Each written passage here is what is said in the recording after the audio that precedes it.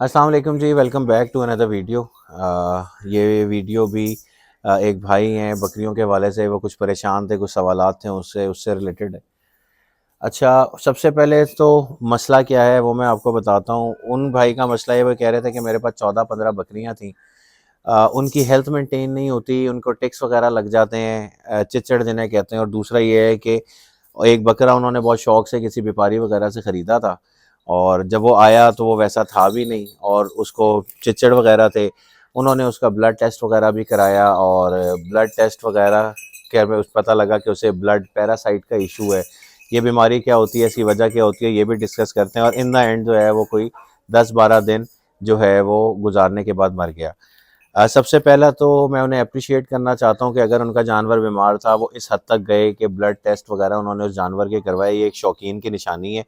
वरना लोग तब तक तो शौक करते हैं जब तक जानवर ठीक होता है, बीमार होने पे आके पता लगता है कि कौन कितना शौकीन है। तो इस बात पे मैं उन्हें ख़ास तौर पे अप्रिशिएट करना चाहता हूँ। तो सबसे पहले जो है इसमें डिस्कस कर लेते हैं जी, ये जो उनको इशू है ब्लड पैरासाइट का। जो ब्लड पैरासाइट है, ये बुनियादी तौर पे भाईजान होता है टिक बॉर्न डिजीज़ है। ये वो बीमारी है जो चिचड़ों की वजह से पैदा होती है। इसका हल क्या है? अब जब ये पता लग गया कि ये चिचड़ों की वजह से होती है, अच्छा इसमें होता ये है कि चिचड़ जिस्म पे लग जाते हैं, ठीक है? वो जानवर का खून चूसते रहते हैं।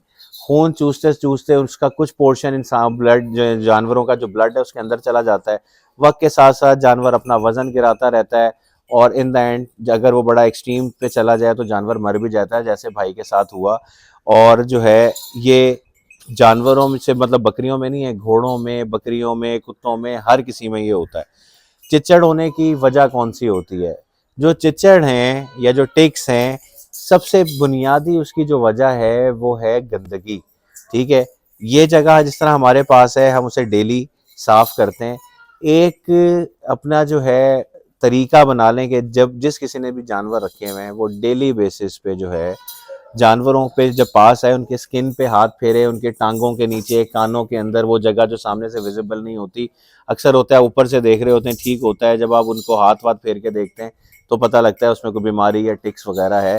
तो ये बड़ा ज़रूरी है। दूसरा, इससे बचने का तरीका ये है कि ऐसी जगह हो जहाँ पे धूप आती हो, जिस तरह आप ये देख रहे हैं, प्रॉपर धूप जो है एक दिन के टाइम में आती है, इससे बहुत सारे जरासीम मर जाते हैं। देसी इलाज जो है, इलाज की बात करते हैं। देसी इलाज में सबसे अच्छी जो चीज़ है वो ये है कि जिस बंदे ने छोटे जानवर ये रखे हुए हैं ना, बकरियां या गाय बछड़े भी रखे हुए हैं, मुर्गियां पाल लें कुछ, जो है ना 7-8-10 मुर्गियां पाल लें। अभी ये नज़र आ रही होगी, दिखाएं ज़रा, यहाँ पे ये मुर्गी बीच में फिर रही है, ये चुगती फिर रही है। इसी तरह ये जानवर जब बैठे होते हैं तो जानवरों के ऊपर भी चली जाती है, और जानवरों के ऊपर से ना उसकी स्किन से कुछ चीज़ चुगती रहती है। तो अगर टिक्स वगैरह कुछ कीड़े होते हैं, मैंने आज तक अल्हम्दुलिल्लाह जितनी भी बकरियां या यहाँ पे मेरे पास जितने भी जानवर हैं, आज तक मैंने उन्हें कभी जो है वो चिच्चड़ का कोई इंजेक्शन नहीं लगवाया। और उसकी बुनियादी वजह ये मुर्गी सवाल आपने कहा था जी वैक्सीन्स का। इनकी 3 वैक्सीन्स होती हैं बेसिकली जो है वो। आपने एक, जब गर्मियाँ आ रही होती हैं तब इनकी इंटेस्टाइन की वैक्सीन होती है, वो आप इसको करवा लें। उसके अलावा जो है वो सीसीपीपी की वैक्सीन होती है, और जब सर्दियाँ शुरू होती हैं तो पीपीआर की वैक्सीन होती है। ठीक है? अच्छा, जो ईटीवी जो इंटेस्टाइन की वैक्सीन है, ये आप 2 दफ़ा करवा लें तो भी बेहतर ही है, इसका कोई नुकसान नहीं है। एक जब गर्मियाँ शुरू होने लगें तब करवा लें, और उसके बाद जब सर्दियाँ शुरू होने लगें तब कराएं, और उसके 10 दिन के गैप से बाद में पीपीआर की वैक्सीन करा लें। तो ये था जो इनकी वैक्सीनेशन का शेड्यूल आप पूछे थे, इस तरतीब से इनकी वैक्सीनेशन होती हैं। अच्छा, जो मैं बकरियों की स्किन पे हाथ फेरने की बात कर रहा था ना, जिस तरह ये बकरी खड़ी है, आप इसके अंदर ये वाला जो पोर्शन है यहाँ पे तो फिर भी विजिबल है, हाथ यहाँ भी फेरना चाहिए। जो देखने वाली जगहें होती है ना, खासतौर पे बकरियों की मैं बात कर रहा हूँ, ये कान के नीचे उठा के आप ये देखें, यहाँ ये जो टांगों के नीचे हैं, इस तरह आप पेट पे हाथ वाथ फेर के देखेंगे कि टिक्स होगा तो वहाँ पे आपको महसूस हो जाएगा, पता लग जाएगा कि कोई चीज़ है। और अगर टिक्स हैं तो ये वो चीज़ है कि आपने इसमें देर नहीं करनी, दिनों के हिसाब से मल्टीप्लाई होते हैं, और बहुत ज़्यादा जानवर को, आपके अच्छे भले सेहतमंद जानवर को जो है वो नुकसान कर देते हैं। तो ये हो गया आपको जो देसी इलाज बताया था। अब इसका थोड़ा सा मेडिकल जो दवाइयों से रिलेटेड है वो ये है कि आइवरमेक्टिन का इंजेक्शन मिलता है, जल्द के नीचे लगता है, मतलब यूँ खाल जानवर की उठा के और उसके अंदर आप लगा देते हैं, जान उसके लिए बहुत इफेक्टिव है। इसके अलावा एंटी टिक स्प्रे वगैरह बहुत सारे मिलते हैं, आप वो इस्तेमाल कर सकते हैं। अगर आपको पता लग जाए कि टिक्स हैं तो आपने उसका फ़ौरन इलाज करना है।